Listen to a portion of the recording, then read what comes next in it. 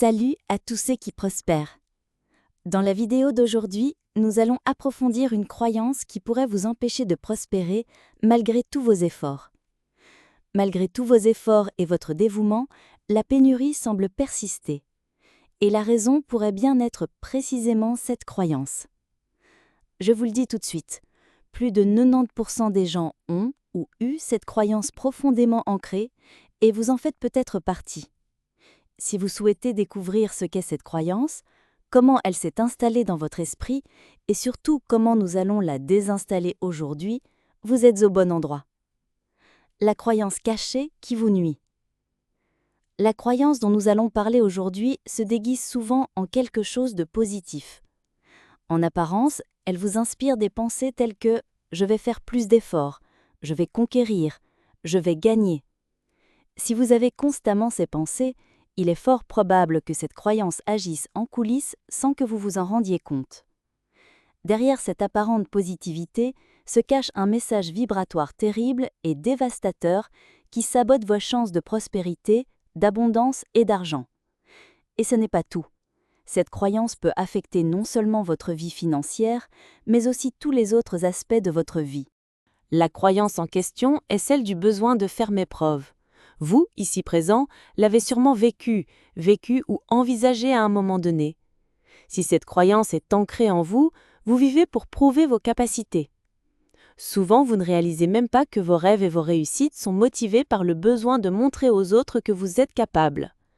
Certains de vos désirs peuvent simplement se résumer à des phrases comme « Waouh, elle l'a fait !»« Waouh, il l'a fait !» Mais en réalité, il y a une croyance limitante derrière tout cela, qui alimente ce besoin de validation. Vous vous demandez peut-être « Mais n'est-ce pas bien? Cette croyance ne me motive-t-elle pas ?» Malheureusement, elle ne vous motive pas. Comprenez pourquoi. Ceux qui ont cette croyance gravissent souvent quelques marches au prix d'efforts considérables, mais doivent bientôt les redescendre presque toutes. Je suis sûre que cela vous est déjà arrivé, à vous ou à quelqu'un que vous connaissez. Cette croyance est presque un virus. Au fil des millénaires, plusieurs événements de l'histoire humaine ont contribué à l'enracinement direct et indirect de cette croyance. Vous la portez peut-être non seulement de votre famille, grands-parents, parents, mais aussi d'un inconscient collectif. C'est pourquoi elle est si dangereuse et agit dans votre vie sans que vous vous en rendiez compte. Depuis l'enfance, combien de fois avez-vous entendu des phrases comme « Prouve que tu le mérites »,« Tu n'auras ceci que si tu fais cela » ou encore « Tu dois être le premier de la classe, c'est ton devoir ». Ce type de pression, dès le plus jeune âge, commence à instiller la conviction qu'il faut toujours faire ses preuves pour mériter quelque chose.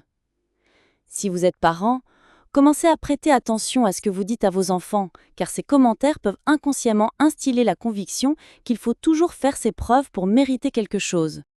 Certaines situations courantes durant l'enfance installent directement cette croyance dans votre vie. Éloge conditionnel. Ces compliments que vous ne receviez que si vous faisiez quelque chose de bien. Tu es magnifique, papa t'aime quand tu as un A. Mais si vous aviez un A, vos parents se disputaient. Vos éloges étaient conditionnels et vous ne receviez jamais de compliments naturels simplement pour votre existence. Le message caché de ces compliments conditionnels est « Je n'ai de valeur que si je fais bien, si je me trompe, je ne vaux rien ». Cette personne répond constamment de la culpabilité dans l'univers et la culpabilité attire la punition. C'est pourquoi vous gagnez et perdez, trouvez un emploi et perdez autre chose, gagnez de l'argent et votre voiture tombe en panne. Vous grandissez en croyant que pour recevoir de l'amour, il faut faire ses preuves. Et vous ne vous autorisez pas à recevoir de l'amour simplement parce que vous existez. Comparaison. Waouh, ta cousine est tellement intelligente. Le jour où tu ne seras que 1% de ta sœur. On le fait parfois sans prétention, d'autres fois pour blesser. Mais en comparant, on inculque à l'enfant l'idée qu'il doit être aussi bien que l'autre pour être aimé.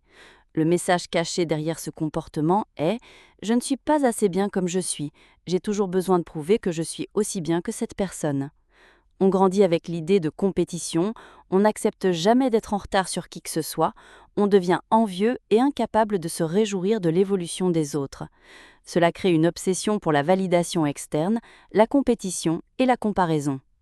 Les personnes qui subissent ce type de comparaison peuvent soit trop se prouver et même grandir un peu, soit devenir complètement paralysées, mais ni l'un ni l'autre ne connaîtront une prospérité durable. Dévaloriser ses émotions. Ne pleure pas, ce n'est rien. Ravale tes larmes.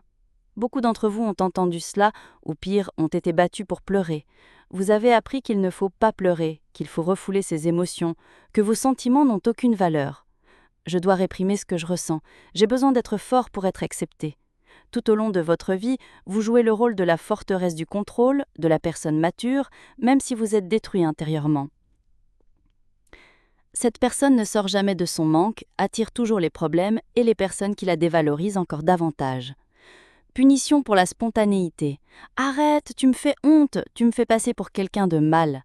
Lorsqu'un enfant veut danser, jouer dans la boue, être lui-même, et qu'on lui reproche de garder la pose, il apprend que je suis mal comme je suis. Le message caché derrière ce comportement est « je dois m'améliorer pour être accepté, je ne peux pas être moi-même ». Cela devient un schéma dans les relations, au travail, en tout. On se comporte comme quelqu'un qu'on n'est pas, juste pour être aimé, parce qu'enfant, on n'était pas accepté tel qu'on était. Parents émotionnellement absents et exigeants. Ces parents qui n'étaient jamais là pour donner de l'amour, mais qui étaient extrêmement exigeants. Ils travaillaient trop, devaient subvenir aux besoins de leurs enfants, étaient excessivement exigeants. Pour eux, rien n'est jamais suffisant, et tout ce que vous faites comporte un défaut. Vous jurez que la personne sera heureuse de votre réussite, mais elle trouve toujours un « mais ». Je dois faire mes preuves, car rien n'est jamais suffisant. Je dois faire plus, m'améliorer pour mériter l'amour de mes parents. Ce schéma se répète automatiquement, même après le départ des parents, car il s'ancre en vous. Ceux qui ont vécu cela vivent dans une agitation chronique, ne se sentant jamais prêts ni à la hauteur. C'est le fameux perfectionnisme qui vous paralyse. Responsabilité précoce, généralement avec l'aîné. Tu es l'aîné, tu dois montrer l'exemple, tu dois être comme ça. L'enfant apprend « je ne peux pas faire d'erreur, je dois être parfait pour maintenir l'ordre ». Votre valeur se fonde sur votre fonction, votre rôle ou votre utilité. Prendre un jour de congé suffit à vous donner l'impression d'être la pire personne au monde, car vous ne vous autorisez pas à vous détendre. Votre chemin vers la transformation. Se connaître soi-même est la première étape du changement, et j'ai préparé un guide pour vous accompagner dans ce voyage. Pour vous aider à réécrire votre histoire et à vous débarrasser des croyances qui vous limitent, je vous présente mon livre numérique « Les secrets bibliques de la prospérité, comment attirer facilement l'argent grâce à la foi et à la loi de l'attraction ». Transformez votre esprit, alignez votre foi et activez la prospérité divine dans votre vie maintenant. Lassé de vivre prisonnier de croyances limitantes, de pénurie et d'insécurité, il est temps de vous libérer de tout ce qui vous freine et d'entrer dans le plan d'abondance de Dieu. Dans ce puissant livre numérique, vous apprendrez comment briser les croyances limitantes grâce à la parole de Dieu, le secret biblique des semailles et de la véritable prospérité, comment utiliser le pouvoir de vos mots pour transformer votre réalité, des exercices pratiques et des déclarations prophétiques à appliquer dès aujourd'hui. Ce n'est pas seulement un livre numérique, c'est un manuel spirituel pour libérer votre esprit, activer votre foi et expérimenter le surnaturel de Dieu. Le moment est venu. Ne remettez plus à plus tard votre transformation. Téléchargez-le dès maintenant et commencez à vivre pleinement votre vie. Le livre numérique coûte 9 €, mais pour les 30 premiers abonnés, bénéficiez de 25% de réduction. Utilisez le coupon PROSPER. J'espère que vous avez apprécié cette vidéo. Si c'est le cas, abonnez-vous à la chaîne et activez la cloche de notification pour être averti chaque mardi, jeudi et samedi de la sortie d'une nouvelle vidéo. Et pour ceux qui sont arrivés jusqu'au bout, commentez ci-dessous « Je suis suffisant, suffisante ». Commencez à décréter que cette croyance n'a plus de sens pour vous.